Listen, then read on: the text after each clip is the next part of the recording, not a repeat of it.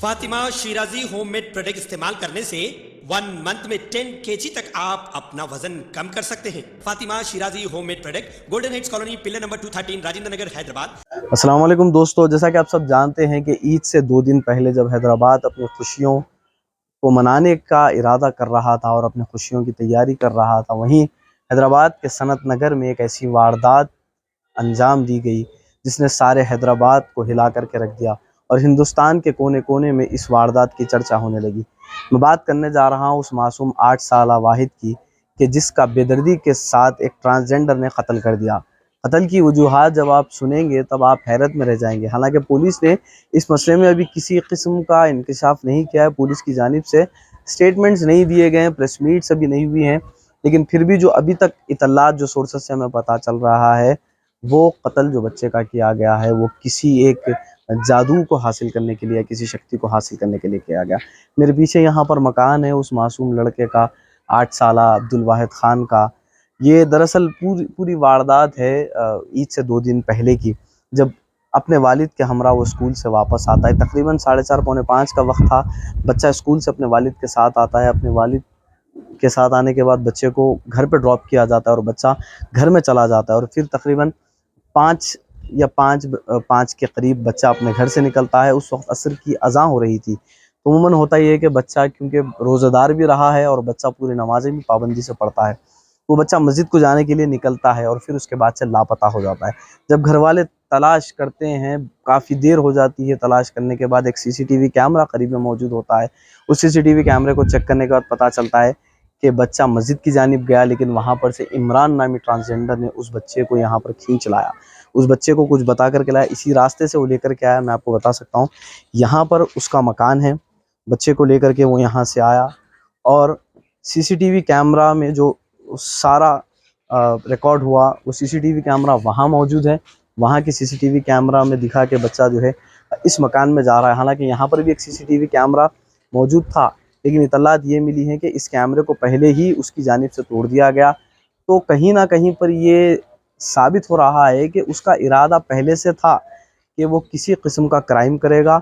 और चूंकि उस दिन चांद की 28 तारीख थी और आप जानते हैं कि जो लोग इन अमलियात में यकीन रखते हैं और जो शयातीनी ताकतों में यकीन रखते हैं, वो उस दिन को उनके लिए बहुत अच्छा मानते हैं और उस दिन कुछ गैर गलत काम अंजाम देते हैं। बच्चा यहाँ पर आता है और यहाँ पर से इस दरवाजे में से जब बच्चा दाखिल होता है, उसके बाद से बच्चा नहीं मिलता है। घर वाले तलाश करते हैं, पुलिस में कंप्लेंट कराई जाती है, सीसीटीवी कैमरा चेक करते हैं, तो पता चलता है कि बच्चा इसी दरवाजे से अंदर गया था लेकिन बाहर नहीं निकला।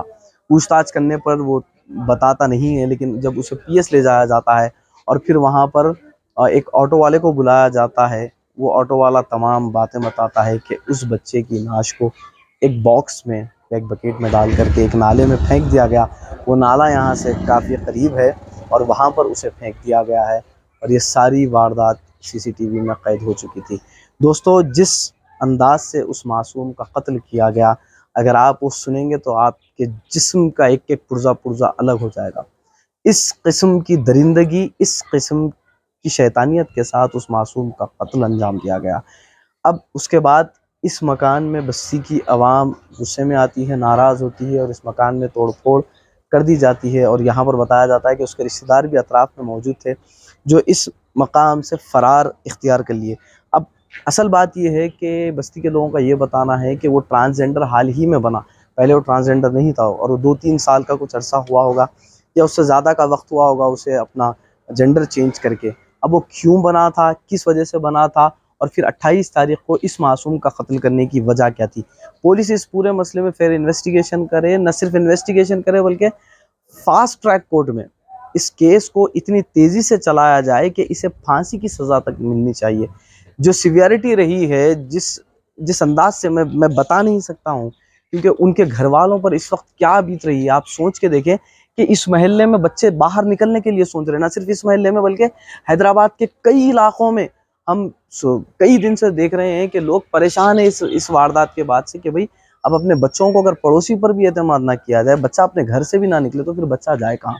उमूमन होता ये है कि बच्चे निकल के अपने अतराफ कनाफ में खेलते हैं, पड़ोसियों के मकानात में जाते हैं, लेकिन आज का वक्त ये आ चुका है कि आप अपने बच्चे को अपने मकान से भी बाहर अगर निकालते हैं तो आपको अपनी निगरानी में निकालना होगा। इस मासूम का क्या कसूर था जिसकी हालत रोज़े में शहादत हो गई। ऐसे लोगों को कैफर किरदार तक ज़रूर पहुंचाना चाहिए। इनकी डिमांड मुसलसल है। ये लोग एक ही मुतालबा कर रहे हैं कि भाई बच्चे का कसूर नहीं था। अब हो सकता है कि उसने ऐसी कई वारदातें और भी अंजाम दी होंगी। कहीं अगर कहीं और बच्चे मिसिंग हैं तो पुलिस उस पर भी इन्वेस्टिगेशन करे, न सिर्फ इस इलाके में बल्कि कहीं और इलाके में। क्या इनका पूरा एक ऑर्गेनाइजेशन चल रही है ये, या फिर ये तनहा काम कर रहा था? इस बात को समझने की ज़रूरत है। बस्ती वालों का बताना है कि इस तरह की मामलात में पहले मुलविस नहीं था, लेकिन 2-3 साल से वो ट्रांसजेंडर बना है और तब से कुछ अलग किस्म की हरकत करता है। तो पुलिस को चाहिए कि अगर ये इनका कोई सेल है, अगर इनका कोई ऑर्गेनाइजेशन है, तो उस ऑर्गेनाइजेशन पर भी नज़र रखे। और क्यों इतने दिन से किसी ट्रांसजेंडर ने इस वारदात को कंडेम नहीं किया, ये सवाल भी बनता है। क्या इस वारदात को लेकर के, जो मैं इंसानों की बात नहीं बता रहा हूँ, कि अगर कोई घोड़ा भी रहेगा अगर, या कोई बकरी भी रहेगी, तो उसका भी दिल लरज़ जाएगा इस वारदात को सुनने के बाद। और क्या इनके सीनों में दिल नहीं है? ये सवाल बनता है। हैदराबाद के सनत नगर से मैं हबीब मसूद। एक और चीज़ यहाँ पर यह है कि इस महल्ले की अगर आप खुसूसियात देखेंगे, इस महल्ले का अगर आप इत्तेहाद देखेंगे, तो उस मासूम के साथ जो मामला पेश आया उसके बाद लोगों ने ईद मनाने का तक इरादा नहीं रखा।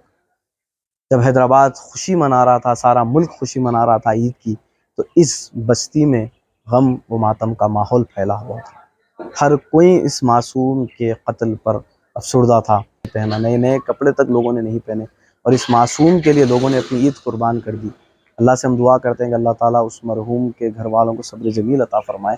कैंडल मार्च 2 रोज़ पहले निकाला गया, कल कैंडल मार्च निकाला गया, और सारे लोगों ने मिलकर के एक ही मुतालबा किया कि उन्हें फांसी की सज़ा होनी चाहिए। जैसा कि हमने आपसे कहा कि वो अकेला नहीं, जितने इसमें मुलव्विस हैं, A1 को सज़ा मिलती है, A2 को, वैसा नहीं होना चाहिए। बल्कि जितने लोग हैं, अगरचे वो यहाँ से पार्सल भी ले जाता था, अगरचे वो यहाँ से बैग ले जाने में भी उसने हेल्प की है, तो उसे भी, वो भी इस क्राइम में बराबर का शामिल है, उसे भी सज़ा ज़रूर मिलनी चाहिए।